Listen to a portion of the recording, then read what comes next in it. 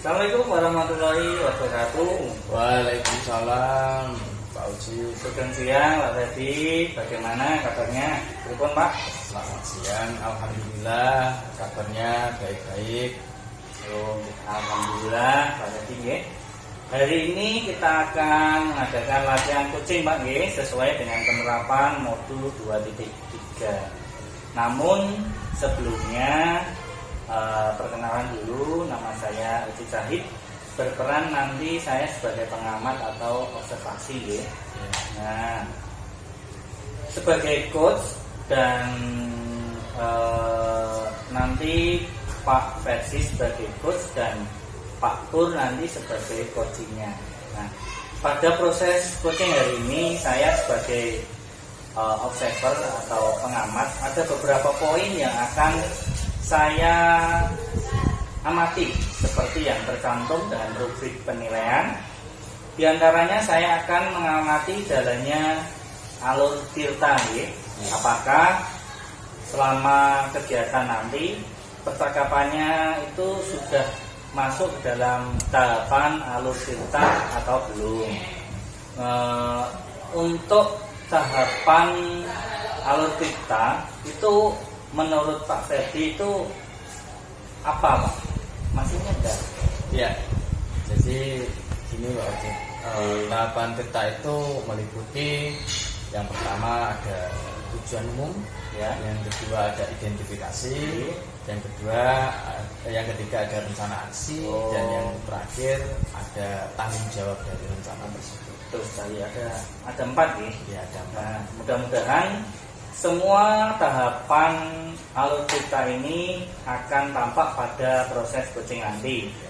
Kemudian saya juga akan mengamati kompetensi coach yang dimiliki dengan apakah Pak Ferdi nanti sebagai indikator tercapainya dan tujuan pengembangannya yang diinginkan. Ya Pak Uci, mudah-mudahan saya bisa melaksanakan proses coaching ini dengan baik dan memenuhi semua kriteria dalam rubrik penilaian tersebut. Oke, terima kasih Pak Ferdi. Sebelum kita melanjutkan ke proses coaching, ada beberapa pertanyaan yang ingin saya tanyakan ke Pak Ferdi ya. Yang pertama, kompetensi coaching apa yang ingin dikembangkan oleh Pak Ferdi ya? Iya Pak, jadi kompetensi coaching yang ingin saya kembangkan ada 3, yaitu yang pertama kehadiran penuh, yang kedua mendengarkan secara aktif, dan yang ketiga mengajukan sebuah pertanyaan yang berbobot gitu Pak. Jadi ada 3 kompetensi coach yang akan dikembangkan ya Pak. Nah, Ya. Yaitu kehadiran penuh, mendengarkan aktif, dan mengajukan pertanyaan yang berbobot. Nah, kemudian dari ketiga kompetensi tersebut, kira-kira kompetensi mana yang Pak Ferdi akan secara spesifik ingin melakukannya? Ya, jadi dari ketiga kompetensi tersebut, yang ingin saya kembangkan adalah mengajukan pertanyaan yang berbobot. Jadi kompetensi mengajukan pertanyaan yang berbobot nih Pak. Ya. Nah, menurut Pak Ferdi, kira-kira apa indikator ketercapaian kompetensi pada mengajukan pertanyaan yang berbobot? Ya, harapan saya dengan mengembangkan kompetensi mengajukan pertanyaan yang berbobot itu bisa mengarahkan coaching untuk mendapatkan sebuah solusi dari permasalahan yang sudah dihadapi, dan bisa memunculkan ide-ide baru dari coaching sehingga permasalahannya bisa terselesaikan gitu Pak. Jadi agar bisa memunculkan ide-ide baru dari coaching ya Pak. Ya. Nah, baik, selanjutnya saya serahkan kepada Pak Ferdi dan Pak Pur dalam melaksanakan proses coaching ini. Ya, terima kasih Pak Ucit atas kesempatan yang diberikan. Oke, selama proses coaching nanti saya apakah boleh ikut mendampingi Pak? Siap, boleh, tentu saja boleh Pak.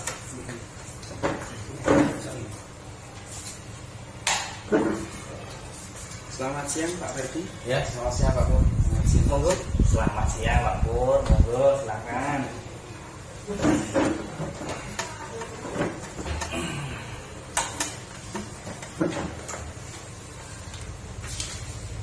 Ya, assalamualaikum warahmatullahi wabarakatuh. Selamat siang Pak Purnomo, bagaimana kabarnya? Ya, selamat siang. Waalaikumsalam warahmatullahi wabarakatuh. Hari ini saya baik sekali Pak. Ya. Hari ini kita akan melakukan kegiatan coaching ya Pak.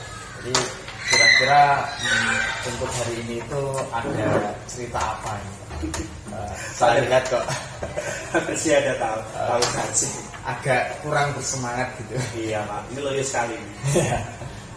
Itu Pak, saya merasakan sebuah keresahan ini loh Pak. Di dalam kelas itu siswa di kelas itu cenderung tidak bisa diam dan suka bikin kegaduhan.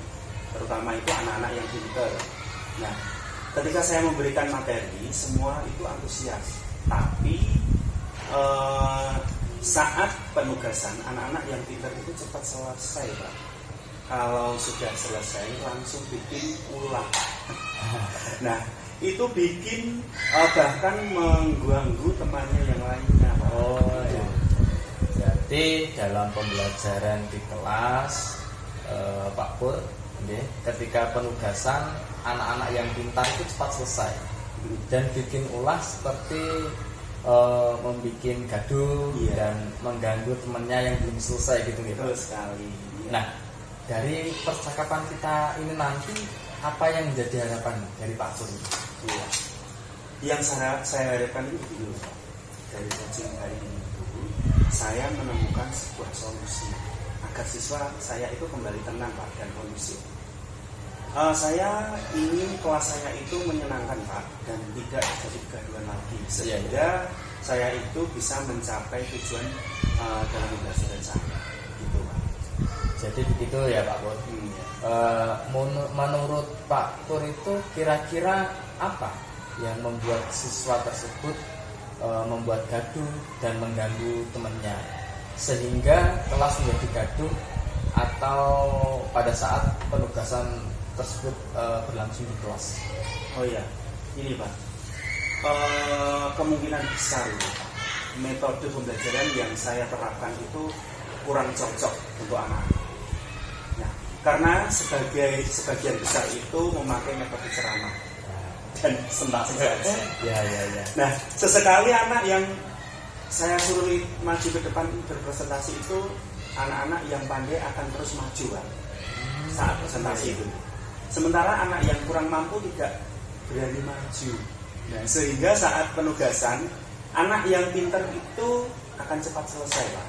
Dan ketika sudah selesai mengerjakan tugas, anak tersebut itu merasa bosan dan menunggu teman yang lainnya untuk diajak main. Padahal sudah saya suruh diam, tapi anak-anak itu tidak mau. Nah, kadang malah sering izin keluar Pak, dengan alasan mau ke kamar mandi. Nah, kalau tidak begitu kadang malah saya suruh tidur saja. Mohon maaf Pak. Nah, daripada anak itu mengganggu temannya ya Pak. Iya, betul Pak. Jadi anak-anak yang pandai memang cepat selesai mengerjakan tugas yang sama. Jadi mereka cenderung anak-anak yang aktif dan tidak bisa diam gitu ya Pak.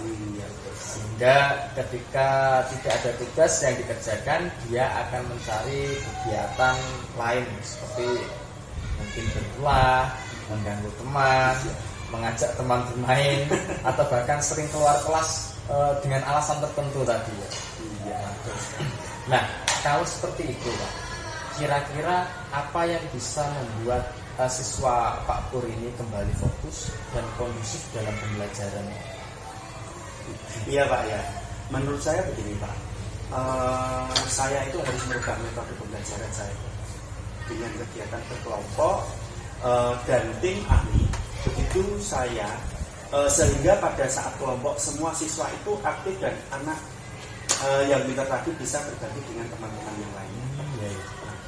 pada kegiatan itu, anak yang sudah selesai itu akan membantu temannya agar bisa menyelesaikan tugasnya. Kemudian, misal dalam memberikan tutor sesudah selesai, sedangkan anak tersebut masih tidak bisa diam. Nah, mungkin saja saya bisa memberikan pengayaan sebagai pendalaman materi untuk anak itu, Pak. Iya ya. Jadi kalau itu saya setuju, Pak. Karena dengan menggunakan model tutor sebaya itu bisa meminimalisir, Pak, kegaduhan yang dibuat anak tersebut, sehingga kelas bisa kembali kondusif. Iya, Pak. Nah, tadi Pak Pur mengatakan bahwa menurut pandangan Pak Pur, anak-anak yang pintar tidak bisa diam. Iya. Nah, kira-kira apa yang membuat Pak Pur berpikiran bahwa anak-anak pintar tersebut tidak bisa diam dan aktif terus? Iya, Pak. Karena saya sudah membuat asesmen di kelas saya, Iya. bahwa anak-anak di kelas saya ini banyak anak yang kinestetik, Pak. Oh gitu ya. Atau anak yang memiliki keterampilan geraknya itu berlebihan, Pak, yang muncul ide-idenya atau tidak bisa diam. Nah, ketika tidak ada pekerjaan, maka anak itu nanti akan mencari kegiatan yang lainnya. Nah, bisa saja itu akan juga mengganggu temannya, Pak. Ya, betul sekali Pak Pur. Memang anak kinestetik itu cenderung tidak bisa diam. Dia akan terus mencari kegiatan, mencari kegiatan lain ketika pekerjaannya sudah selesai. Bisa jadi kegiatan yang dipilih itu bernuansa positif, Iya. maupun bernuansa negatif, Pak. Termasuk tadi Pak Pur cerita bisa jadi mengganggu temannya yang belum selesai. Kan? Iya, betul sekali, Pak. Itu malah teman-teman itu juga ikut membuat kegaduhan, Pak, dan lupa akan tugas-tugasnya yang belum selesai. Jadi dengan seenaknya anak-anak itu juga ikut rame. Ya Pak. Apa itu? Menurut Pak Pur, kira-kira pembelajaran yang dilakukan oleh Pak Pur itu seperti apa? Sehingga anak-anak ini tidak sama, ada yang cepat selesai duluan, ada yang sangat lama sekali seperti itu. Iya. Selama ini begini, Pak, pembelajaran yang saya lakukan itu sebenarnya biasa saja. Saya menjelaskan materi, kemudian saya mengajak diskusi, saya juga memberikan kesempatan anak untuk maju presentasi. Mungkin ya, karena yang sering maju presentasi itu selalu yang itu saja. Anak yang pandai saja. Nah, sehingga anak pandai itu mungkin kurang takut, Pak. Iya. Di samping itu saya memberikan soal yang sama dengan saya standarkan dengan KKO, ya, masih level tengah sehingga anak pintar itu cepat selesai dan anak kurang pintar itu justru sangat lama, Pak. Iya, bagus sekali Pak Pur. Memang betul Pak. Kegiatan Pak Pur seperti diskusi dan presentasi sebenarnya sudah baik. Namun masih kurang efektif karena yang tampil ke depan hanya anak yang pandai saja. Kemudian ketika membuat tugas, KKO yang Bapak tampilkan di level tengah dan kurang berdiferensiasi dalam levelnya. Oh, iya. Sebenarnya itu saya juga sudah menggunakan berbelajar, ya, paket dari pemerintah, terus kemudian ada link pembelajaran dari YouTube yang sudah saya download. Selain itu saya juga menggunakan LKS, Pak, yang berisikan tentang materi-materi dan soal latihan yang bisa mempermudah siswa itu menguasai materi. Tapi kok anak-anak tingkat pemainnya yang masih jauh berbeda, Pak. Iya, saya setuju Pak Pur. Itu bagus sekali Pak. Tetapi akan lebih bagus lagi jika dalam menggunakan sumber belajar bisa bervariasi Pak, sesuai dengan minat anak, sehingga anak itu bisa memilih sendiri dengan cara apa mereka belajar. Nah, selain dari sumber belajar tadi, adakah solusi atau ide-ide dari Pak Pur yang dimunculkan dalam mengatasi masalah tersebut, Pak? Oh gini, Pak, ya terus solusinya saya akan menentukan anak yang pintar tersebut untuk bisa menjadi tutor dari teman-temannya, sehingga akan ada aktivitas yang dikerjakan oleh anak itu. Nah, saya juga akan membuat media pembelajaran yang lebih menarik lagi Pak nanti. Saya penguatkan dengan alat olahraga. Iya, bagus sekali Pak Pur. Saya sangat setuju. Nah, untuk strateginya, kira-kira strategi apa yang akan Pak Pur gunakan untuk mengembalikan suasana pembelajaran agar bisa kondusif lagi gitu Pak? Iya Pak, tentu saja nanti akan menggunakan strategi yang akan saya kerjakan itu adalah memberikan tuntunan kepada anak yang pintar tadi supaya bisa menjadi tutor temannya, tutor saya ya Pak. Ya. Kemudian saya akan menyiapkan serta memberikan kebebasan anak untuk memilih sumber belajar yang mereka inginkan. Kan bebas ya Pak, sekarang sudah merdeka belajar. Nah, serta penggunaan media pembelajaran yang menyenangkan Pak. Saya akan membuat kesepakatan belajar juga terhadap siswa-siswa saya, dan saya akan bertanya kira-kira pembelajaran seperti apa yang mereka inginkan begitu Pak. Iya, bagus sekali Pak. Saya setuju dengan strategi yang akan diterapkan oleh Pak Pur ini. Memang betul, pembelajaran itu harus berpihak pada murid Pak. Jadi sehingga pembelajaran juga sebisa mungkin bisa menyenangkan bagi murid. Ya. Nah, selain itu Pak, kira-kira kapan strategi Pak Pur ini akan dilaksanakan? Wah, secepatnya Pak. Masalahnya Pak, mungkin di sini saya ambil itu minggu depan Pak. Kalau bisa besok, kalau memang masih ada pertemuan dengan kelas itu, karena saya lupa jadwalnya Pak. Dan akan segera laksanakan Pak, karena pembelajaran yang berpihak pada murid sekarang ini. Ya, jadi gitu ya Pak Pur. Kira-kira adakah keterlibatan orang lain dalam melaksanakan strategi dari Pak Pur untuk peserta didik? Wah, harus ada Pak kalau itu. Karena apa? Saya akan meminta bantuan teman-teman Pak, teman-teman yang ahli dalam membuat media pembelajaran yang sangat menarik. Ya, sekolah kita kan banyak Pak. Ya. Nah, saya juga akan berkolaborasi dengan rekan-rekan saya Pak. Jadi dari luar sekolah mungkin juga bisa, kan bebas kan Pak ya. Terkait dengan teknik-teknik penguasaan kelas Pak. Apalagi murid-murid saya itu sangat beragam, jadi bermacam-macam gitu Pak. Iya, gitu ya Pak Pur. Ya. Dengan adanya kolaborasi dan bertukar pikiran, dengan adanya itu bisa menambah sebuah kekuatan bagi Pak Pur. Nah, kira-kira menurut Pak Pur nih, untuk target pencapaian keberhasilannya itu seperti apa kira-kira? Wah, gini Pak, pencapaian keberhasilan itu saya katakan ya, kalau saya menginginkan itu 80% sampai 90%. Siswa itu nantinya akan bisa kondusif dan berhasil menyelesaikan tugas. Maka dari itu bisa dikatakan Pak, pembelajaran saya nanti bisa berhasil dengan strategi yang akan saya pakai nanti, strategi yang ya, bagus sekali Pak Pur. Mudah-mudahan berhasil ya Pak.